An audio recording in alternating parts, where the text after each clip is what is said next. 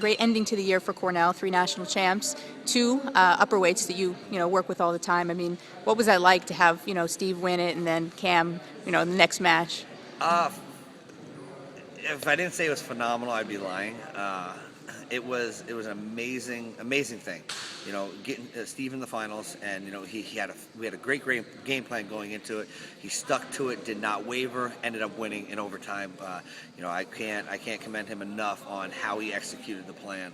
And then coming into the finals, with Cam Simez, I think if we had to say, we had put 3 in the finals, Kyle Dake is Kyle Dake. I don't think anybody bets against Kyle Dake. Bozak and Cam, Bozak kind of was the for sure one, I thought.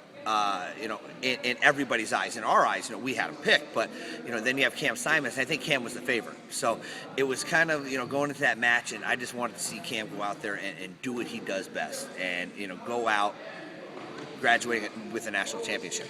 And he did. He went out there and performed how Cam Simez does, and he walked in, a national title. So I couldn't be more happy with our 3 national champs. And you have them all around next year. Of course, Cam graduated, but he's staying on as a coach at the club. Is that correct? He is. He's going to be part of our Finger Lakes Wrestling Club. We're able to keep these guys around, and he's taken this year, and he's kind of an in-between kind of guy, for the freestyle weights, being 185 or 211. So he's only weighs 200 pounds. So we're going to try and get him big enough where he can go 211. So he's going to take this year and train and help our club.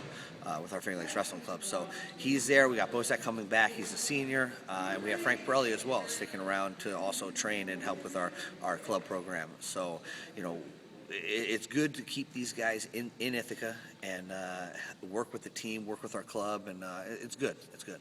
And for Bozak, I mean, he's at 84. Do you see him there again?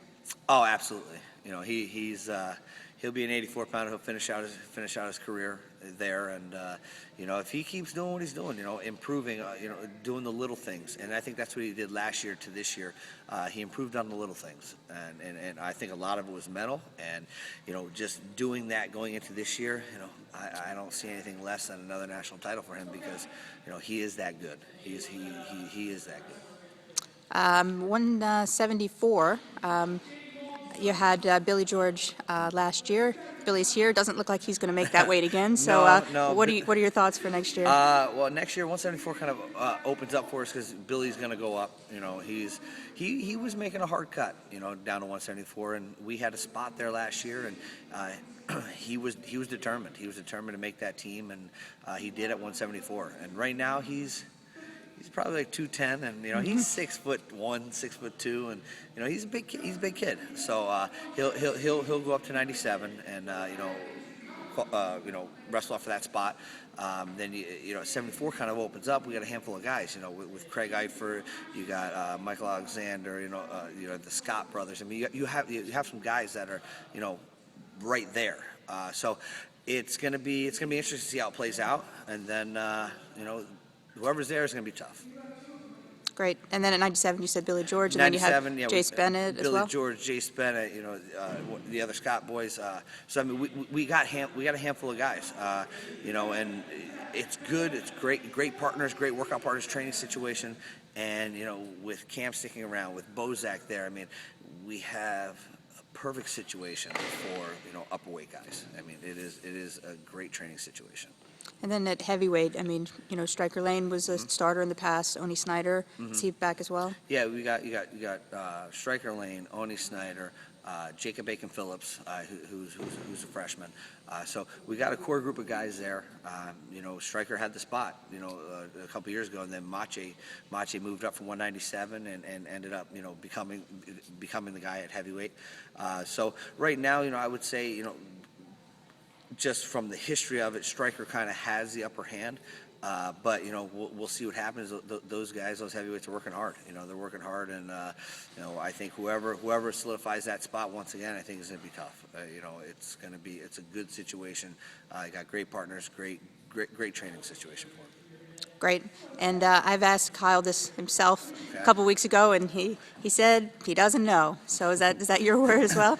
I think we know. He's he's not. It's been the big thing. You know, is Kyle Day going to go up to 165, win four national titles at 4 different weight classes? You know, he's not very big. He's in the 170s. You know, so 157 is the perfect weight. You know, if he was up to 180s, you know, then yeah, 74. I mean, a 65 would be pretty good, be a good cut for him.